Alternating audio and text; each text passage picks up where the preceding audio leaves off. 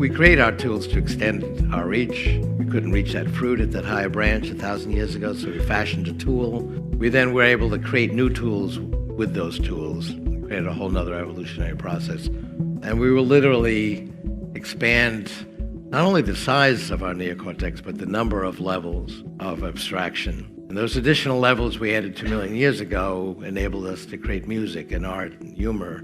This is billions of times more powerful than the computer I use as an undergraduate per dollar, but that's not even the most interesting thing about it. If I want to access 10,000 computers for 2 seconds, I can do that wirelessly, and it multiplies itself in the cloud 10,000-fold. That's what we're going to do with our neocortex. So, I'm walking along and I see Larry Page coming and say, I better think of something clever to say. My 300 million modules in my neocortex isn't going to cut it. I need 1 billion for 2 seconds. I'll be able to access that in the cloud, just like I can multiply the intelligence of my smartphone thousands-fold today. We're going to add additional levels of abstraction and create more profound means of expression. So we're going to be more musical, we're going to be funnier, we're going to be sexier, we're going to be better at expressing loving sentiments. That's my vision of what we'll do with AI.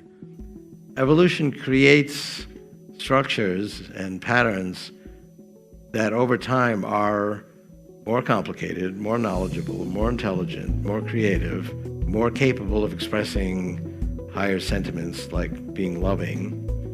So it's moving in the direction that God has been described as having these qualities without limit. And so I think evolution is a spiritual process that makes us more godlike.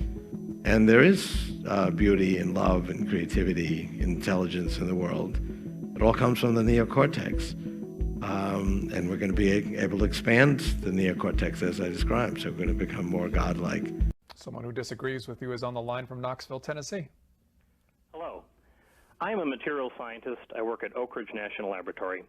I'm a big fan of Book TV, and the reason I'm calling today is to express my disappointment that you have invited this highly sophisticated crackpot and given him a national forum to express his pseudo-religious predictions that have no basis in objective reality.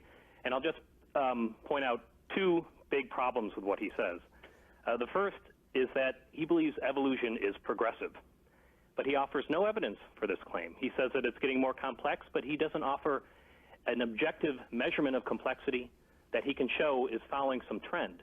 And even if there is a trend, random phenomena can produce things that look like trends. It doesn't mean that there is one there. You have to show that we were produced, our species was produced, not from random mutations, which we know this is how natural selection works.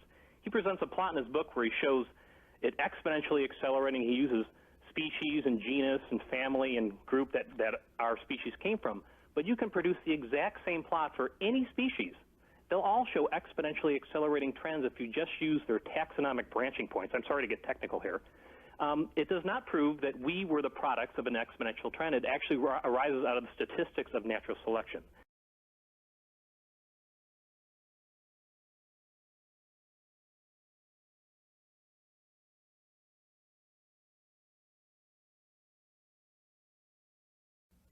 If we look at biological evolution, go back billions of years, and bacteria, single-celled organisms were the cutting edge, were the most complex and most intelligent entities. We then went to multicellular organisms. We then went to more and more complex ones like lizards, and then finally mammals, and then primates that actually had, and then there was the evolution of cognitive functions, and then the evolution of Homo sapiens. There's been a continual acceleration at every pace. Evolution works through indirection. It creates a capability and then it uses that, and that's why the process accelerates. So it took 1 billion years to evolve DNA. Actually, RNA came first. Then evolution used DNA. So the Cambrian explosion and all the body plans of the animals evolved only took about 10 million years. And then higher cognitive functions evolved in only a few million years. And then Homo sapiens evolved in only a few 100,000 years. And then we moved to technology evolution, where the first stages like stone tools, fire, the wheel, took only tens of thousands of years. And that has continued to accelerate because we always use the latest technology to create the next. 50 years ago, computers were designed pen on paper, wired with screwdrivers. It took years to design the first computers. We now use computers and 10th generation computer-assisted design software to design computers, and you can design a new computer system in days. And there's been a continual acceleration, and I review that in a number of different ways. It's like he's a cat with ADD, playing with a laser pointer, unjingling keys. So we're going to become more godlike. Oh my God! So we're going to become more godlike. Oh my God! So we're going to become more godlike. Oh my God!